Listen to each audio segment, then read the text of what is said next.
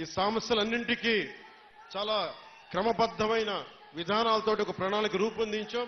దాన్ని ముందుకు తీసుకెళ్తామని తెలియజేసుకుంటూ, పిఠాపురంలో మీకు చెప్పాను ఇందాకే, సాయంత్రం రిజిస్టర్ చేశాను ల్యాండ్ అని. త్వరలోనే అక్కడ నా ఇల్లే కడతాను, ఆఫీస్ కూడా కడతాను, క్యాంప్ ఆఫీస్ ఇక్కడ కడతాను. 1 ఎకరం స్థలం, 1 ఎకరం 2 ఎకరాల స్థలం పార్టీ ఆఫీస్ ఈరోజు నాకు బాధగా ఉంది. రోడ్ల మీద ఉండిపోతా ఉన్నారు.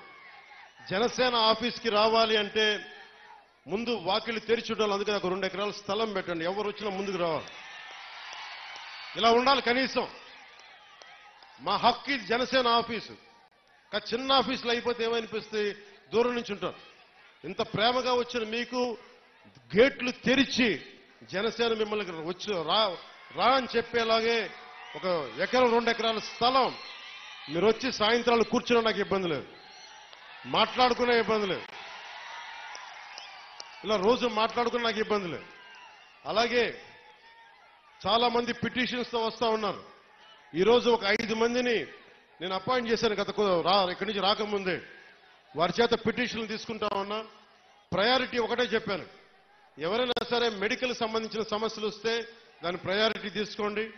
అలాగే లా అండ్ ఆర్డర్ సమస్య, ఎవరైనా కిడ్నాపింగ్లు జరిగినా దాడులు జరిగినా అది ప్రయారిటీ తీసుకోండి.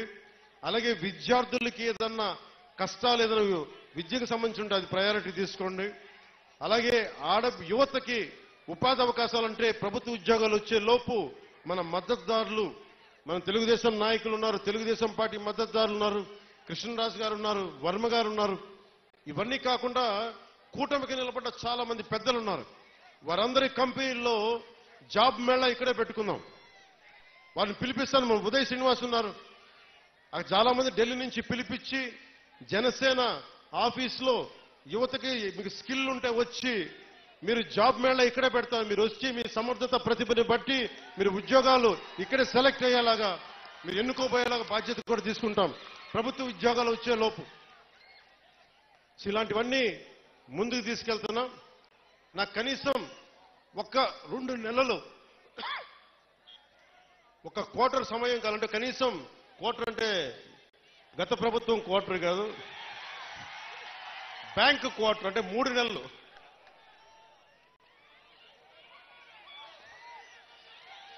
ఆ మందు ఇంకా అమ్ముతున్నారా వాళ్ళు? ఇంకా అమ్ముతున్నారు.